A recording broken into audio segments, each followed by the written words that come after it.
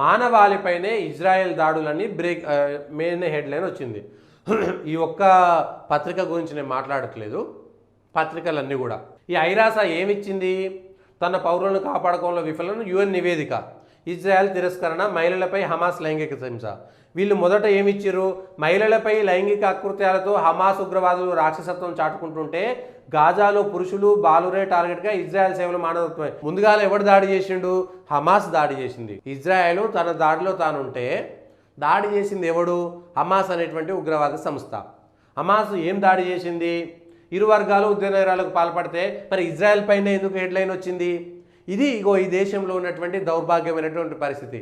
ఒకరికి ఎట్లా అంటే ఈ దేశం నాశనమైనా పర్వాలేదు, కొన్ని పనికిరాని సిద్ధాంతాల చుట్టూ ఈ మీడియా పడుంది, ఏడ్చుతున్నది. ఈ మీడియాలో ఉండే హెడ్లంతా కూడా విదేశీ సిద్ధాంతాలకు మోకరిల్లినటువంటి పిచ్చి డాష్లు, కాబట్టి ఇదంతా జరిగింది.